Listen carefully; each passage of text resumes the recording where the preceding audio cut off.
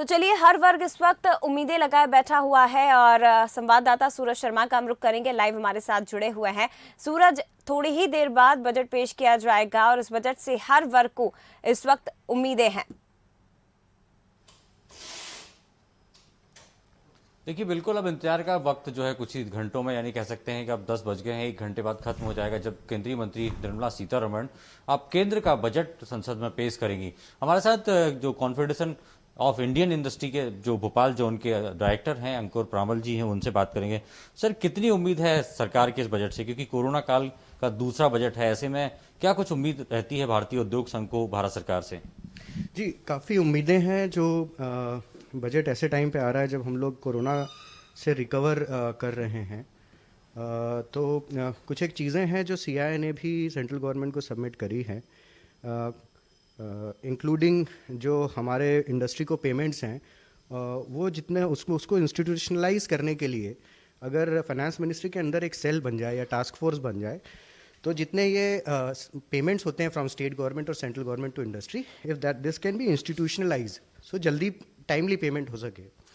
Second, हमारी एक demand ये भी हमने रखी है कि जो कई सारे लॉज हैं उनको डिक्रिमिनलाइज करने के लिए, जो पार्टनरशिप एक्ट में हैं, लेबर लॉज हैं, उनको डिक्रिमिनलाइज करे, ये हमारी उम्मीदें हैं सरकार से। माना जा रहा है कि मनरेगा में सरकार बजट बढ़ाएगी, और चूंकि कोविड काल भी अभी चल ही रहा है, कह सकते हैं तीसरी लहर है, तो हेल्थ को लेकर भी सरकार कुछ बड़ा बजट तय करेगी। इसके साथ ही जो पिछली बार हमने देखा था, स्किल डेवलपमेंट पर प्रधानमंत्री ने बात की थी, और बड़ा बजट जो है वो लोगों को स्किल्ड करने के लिए प्रधानमंत्री कौशल विकास योजना के तहत दिया था, तो उससे रोजगार भी बढ़ा था। और खासतौर से जो हेल्प ग्रुप हैं, जो महिलाओं स्वसहायता समूह हैं, उनको लेकर भी बजट तय किया था, ताकि जिस तरीके से जो एक गांव के स्तर पर ही बात करें तो महिलाएं भी सशक्त हों, युवाओं के हाथ में रोजगार हो, एक स्किल्ड होंगे तो, और साथ ही स्वास्थ्य सेवाओं को बेहतर प्रबंधन हो, उसके लिए भी भारी भरकम बजट तय किया था।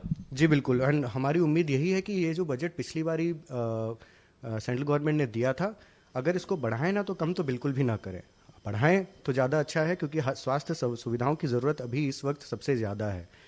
तो यही हमारी उम्मीदें भी हैं मनरेगा में, और जो आपने कहा कि कौशल विकास के लिए जितना बजट मिल सके, जो क्योंकि उसकी इस समय हमारी इकोनॉमी में उसकी सबसे ज़्यादा ज़रूरत है, स्किल डेवलपमेंट की सबसे ज़्यादा ज़रूरत है। कुछ एक नई सेक्टर्स भी उभरे हैं पिछले साल में, जैसे इथेनॉल प्रोडक्शन हुआ, ड्रोन मैन्युफैक्चरिंग हुआ, तो ये भी कुछ जगह हैं जहां सरकार को थोड़ा ध्यान देना चाहिए, और सेंट्रल गवर्नमेंट दे भी रही है। तो कुछ ऐसी जगह हैं जहां हम सोचते हैं कि बजट, जहां सीआईआई के एक्सपेक्टेशंस हैं कि बजट थोड़ा उसमें एलोकेशन होना चाहिए।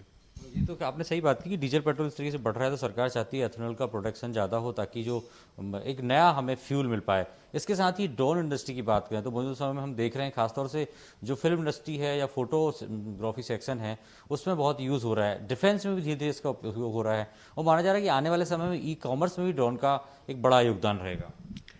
जी हाँ, बिल्कुल। ड्रोन में काफ़ी अभी डेवलपमेंट हो रहा है।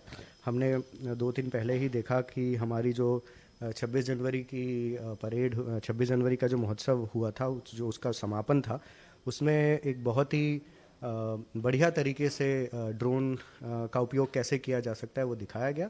तो ये एक उभरती हुई इंडस्ट्री है, इसके ऊपर ध्यान बिल्कुल देना चाहिए, and drone industry can completely change, revolutionize the way industry is working as of now.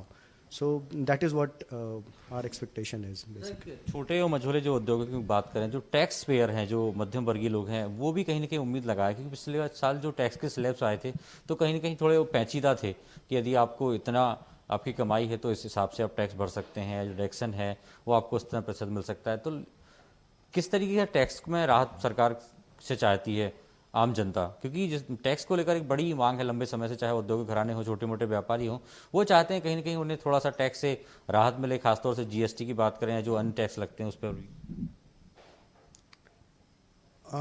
इसके ऊपर तो मैं कमेंट नहीं कर पाऊँगा, लेकिन हाँ, हम लोग चाहते यही, जब हम लोग from the state government in MP, may be from the state budget, हमारी कुछ डिमांडें रहेंगी जो वैट को रिलेटेड रहें। जैसे सीएनजी पे वैट, हम लोग चाहते हैं कि सीएनजी पे वैट कम किया जाए।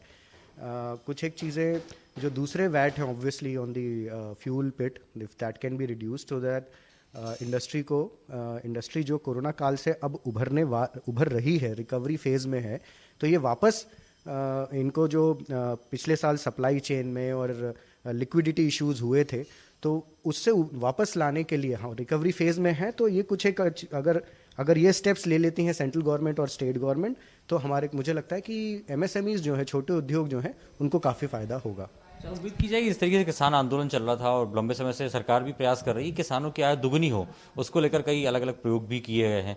तो किसानों को लेकर सरकार क्या कुछ कर सकती है? किसानों को लेके मुझे लगता है कि सेंट्रल गवर्नमेंट काफ़ी कुछ कर रही है। और from the CI perspective I can only say that food processing industry को जितना बढ़ावा मिलेगा, so we have huge production at least in Madhya Pradesh. Madhya Pradesh को कृषि कर्मण अवार्ड भी मिला है 4-5 सालों से।